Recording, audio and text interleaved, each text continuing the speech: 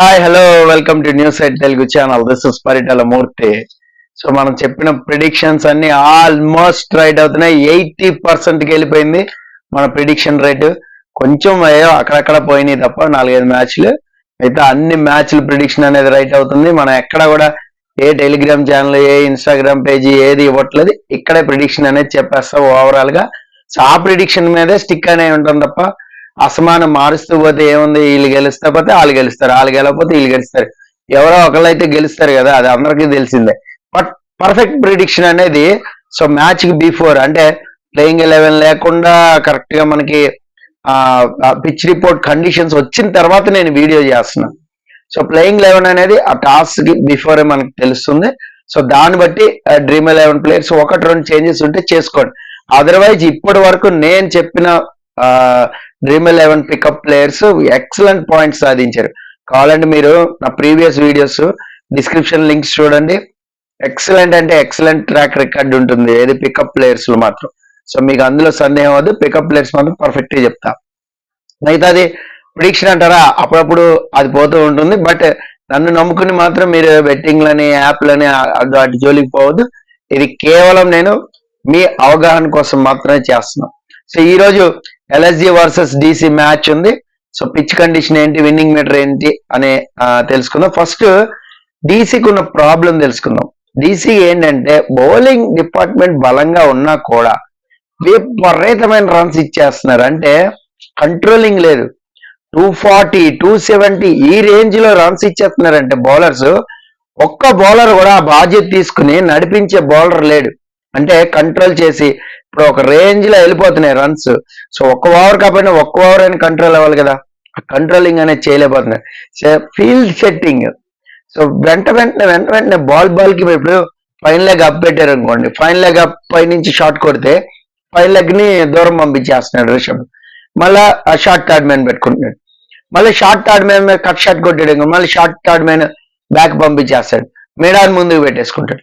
మళ్ళీ మెడాన్ మీద నుంచి బౌండరీ వెళ్ళింది అనుకోండి, మెడాన్ బ్యాక్ పెట్టాడు. ఇలా అస్తమానం చేంజెస్ చేసుకుంటూ ఉంటున్నాడు. అంటే ఒక బౌలర్ తో వెళ్ళి డిస్కస్ చేసి నువ్వు ఈ బాల్స్ వెయ్యి, నీకు అక్కడ ఫీల్డ్ సెట్టింగ్ చేస్తా అనే కమాండింగ్ లేకుండా పోయింది. సో అది కొంచెం ప్రాబ్లం ఉంది రిషబ్ పంత్ లో మిగతా క్యాప్టెన్స్ తో పోలిస్తే. మనం ఒకసారి టీం చూద్దాం.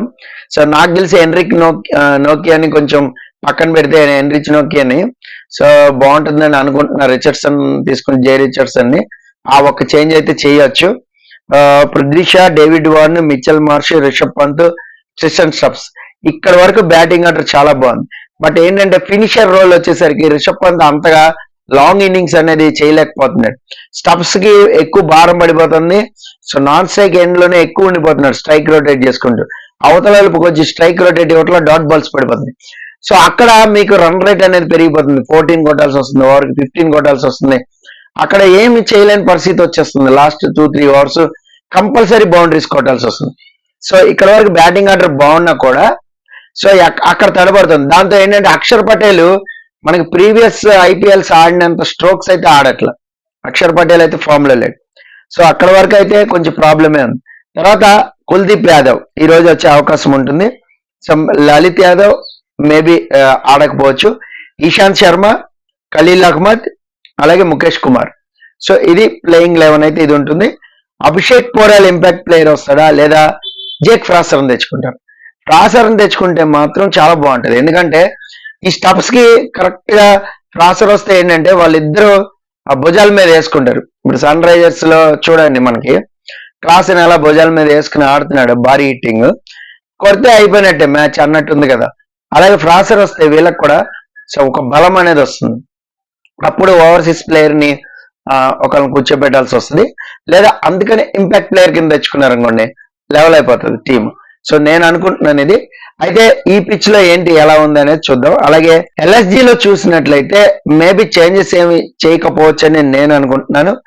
ఒకవేళ ఉంటే దీపక్ హూడాని ఏమైనా ఆడిస్తారు. ఎందుకంటే మనోడు దేవదూత్ పడికల్ కొంచెం ఫామ్ అటు ఇటు ఉంటుంది. ఆ ప్లేస్ ని రీప్లేస్ చేసే ఛాన్స్ అయితే ఉంది. మరి చూద్దాం, దేవదూత్ పడికల్ని పక్కన పెడతారా లేదంటే ఆయుష్ బదోని పక్కన పెడతారా అనేది చూద్దాం. దాన్ని బట్టి దీపక్ హూడాని అయితే తీసుకుంటారు. So KL Rahul, Quinton de Kock, Deepak Hooda వస్తే దీపక్ హూడా, దేవదత్ పడికల్, అలాగే మార్కిన్ స్టైన్స్, నికోలస్ పూరన్. ఇక్కడ వరకు బ్యాటింగ్ ఆర్డర్ అనేది పర్ఫెక్ట్ గా ఉంది. ఇక నెక్స్ట్ కృణాల్ పాండ్యా కూడా తన బ్యాటింగ్ ఆల్రౌండ్ పర్ఫార్మెన్స్ చూపిస్తున్నాడు. రవి బిష్నాయ్, మోషన్ ఖాన్, నవీన్ ఉల్లాక్. ఇది బౌలింగ్ డిపార్ట్మెంట్ అయితే ఎక్సలెంట్. యష్ ఠాగూర్, అలాగే మయాంక్ యాదవ్. సో మయాంక్ యాదవ్ మేబీ ఆడతా అనేది కొంచెం డౌట్ఫుల్ గా ఉంది ప్లేయింగ్ 11 లో. సో మీరు డ్రీమ్ 11 పికప్ ప్లేయర్స్ అప్పుడు కొంచెం ఆచితూచి తీసుకోండి. ఇక్కడ నవీన్ ఉల్లాక్, అలాగే స్పిన్నర్ రవి బిష్నాయ్ తీసుకోండి, కృణాల్ పాండ్యాని ఆల్రౌండర్ పెట్టుకోండి. సో ఎందుకు చెప్తున్నానంటే నాకు తెలిసి బ్లాక్ సాయిల్ పిచ్ ఎంచుకుంటారు ఎక్కడో స్టేడియంలో. సో అక్కడ ఏంటంటే చిన్న చిన్న క్రాక్స్ ఉన్నాయి. ఆ క్రాక్స్ వల్ల ఏంటంటే టర్న్ అయ్యే అవకాశం ఉంటుంది. అంటే స్పిన్నర్స్ కొంచెం కంట్రోల్ తెస్తారు బ్యాట్స్మెన్. కాబట్టి మీకు స్పిన్నర్స్ అనేది ఎల్ఎస్జికి కృణాల్ పాండే, అలాగే రవి బిష్నాయ్ చాలా బలంగా ఉన్నారు ఇక్కడ. సో అందుకని ఇంకొక స్పిన్నర్ ని కూడా తీసుకునే ఛాన్స్ అయితే ఉంది. సో ఇంపాక్ట్ ప్లేయర్ కింద వీళ్ళు మణిమరన్ సిద్ధార్థ్ అయితే తీసుకుంటారు. లేదు అంటే ఒక స్పిన్నర్ తెచ్చుకుంటారు ఇంపాక్ట్ ప్లేయర్ కింద. ఎందుకంటే టర్న్ అవుతా ఉంది అనుకోండి, తక్కువని స్పెషలిస్ట్ స్పిన్నర్ తెచ్చుకుంటారు.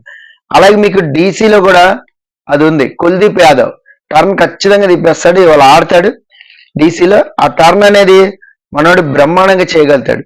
అలాగే స్లో కటర్స్ ఎవరైతే వేస్తారు, ఇప్పుడు ఖలీల్ అహ్మద్ స్లో కటర్ వేస్తాడు, ఇట్లా వేస్తాడు ఒక్కొక్కసారి బాల్ తీసుకుని, అదే మెల్లగా తిరుగుతుంది అనమాట. మనం షార్ట్ కొట్టేయాలని వెళ్ళిపోతారు పేసర్స్ లో. సో అప్పుడు బాల్ బ్యాట్ మీదకి రాదు. సో ఆ స్ట్రగుల్ అయితే ఉంది.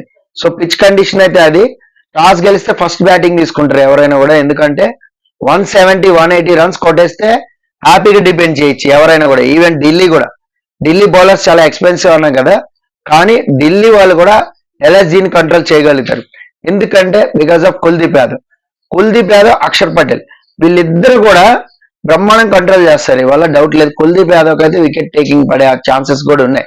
అందుకనే ఇప్పుడు ఎల్ఎస్జీ బ్యాటింగ్ డెప్త్ ఎక్కువ ఉంది కాబట్టి, సో కుల్దీప్ యాదవ్ కి కొంచెం 2-3 వికెట్స్ ఎర్లీగా పడిపోతే సో ఎల్ఎస్జీ కొంచెం తడబడే ఛాన్స్ అయితే ఉంది. సో ఫస్ట్ బ్యాటింగ్ చేసి ఢిల్లీ క్యాపిటల్స్ 180, 190 వరకు కొట్టగలిగితే వాళ్ళు మ్యాచ్ విన్నర్స్ అవుతారు. అలాగే ఎల్ఎస్జీ మేబీ ఒకవేళ ఫస్ట్ బ్యాటింగ్ చేస్తే వాళ్ళు 150, 160కి కంట్రోల్ చేయగలిగితే డీసీ చేసేయచ్చు. సో కాబట్టి పేపర్ మీద అడ్వాంటేజ్ చూసుకున్నట్లయితే మీరు ఎల్ఎస్జీకే గెలిచే అవకాశాలు ఎక్కువగా ఉన్నాయి. విన్నింగ్ మీటర్ ఏం చెప్తుంది? విన్నింగ్ మీటర్ 56% ఎల్ఎస్జీకి చెప్తుంది, 44% డీసీకి చెప్తుంది. సో ఇక్కడ దీన్ని బట్టి చూస్తే వాళ్ళకి ఆ గ్రౌండ్ అడ్వాంటేజ్ ఉంది, అలాగే ఎల్ఎస్జీకి బ్యాటింగ్ డెప్త్ అడ్వాంటేజ్ ఉంది, డీసీకి బౌలింగ్ వీక్ కనబడుతుంది. సో అందుకని ఈ కంపారిజన్ లో ఎల్ఎస్జీకే చాలా మంది ఎక్కువ మొగ్గు చూపుతుంటారు ఈ రోజు మ్యాచ్. కానీ పాయింట్స్ టేబుల్లో లీస్ట్ లో ఉన్న ఢిల్లీ కంపల్సరీ గెలవాల్సిన మ్యాచ్. వాళ్ళు ప్లేయింగ్ 11 లో మార్పులతో వస్తారు. ఖచ్చితంగా రిచర్డ్సన్ తీసుకుంటారు, అలాగే ఫ్రాసన్ పెట్టుకుంటారు హిట్టర్ కింద. సో ఈ చేంజెస్ అనేది చేస్తారు కాబట్టి కొంచెం ఎల్ఎస్జీ బౌలర్ల మీద ఎదురుదాడి చేసే ఛాన్సే ఉంది. ఎందుకంటే వాళ్ళు కంపల్సరీ గెలవాలి, పాయింట్స్ టేబుల్లో నిలవాలి అంటే ఖచ్చితంగా కొట్టాల్సిన మ్యాచ్.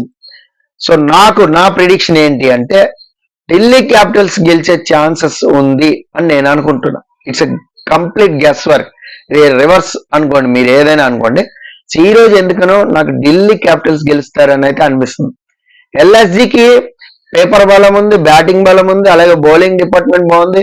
సో వాళ్ళకి మయాంక్ యాదవ్ వచ్చిందంటే బ్రహ్మాండంగా ఉంటది. ఆ పేస్ జనరేట్ చేసుకుంటాడు, ఆ స్లో బాల్స్ కూడా వేస్తున్నాడు మనోడు, వైల్డ్ లెంత్ లో యార్కర్లు వేస్తున్నాడు. సో ఆ అడ్వాంటేజ్ ఉంది కాదన్ను, కానీ ఎందుకో ఈ రోజు మ్యాచ్ మాత్రం ఢిల్లీ కంపల్సరీ గెలవాల్సిన మ్యాచ్ కాబట్టి వాళ్ళు పర్ఫెక్ట్ ఒక ప్లాన్ తోనే వస్తారు, డౌట్ లేదు. సో వాళ్ళు ముందుకెళ్ళాలి పాయింట్స్ టేబుల్లో అంటే ఖచ్చితంగా ఎల్ఎస్జీని కొడతారు అని అనుకుంటున్నా.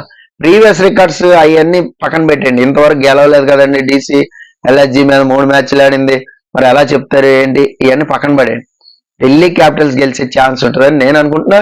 సో మీరేమనుకుంటున్నారు అనేది కామెంట్ బాక్స్ లో కామెంట్ చేయండి. This is Paritala Murthy signing off. By by.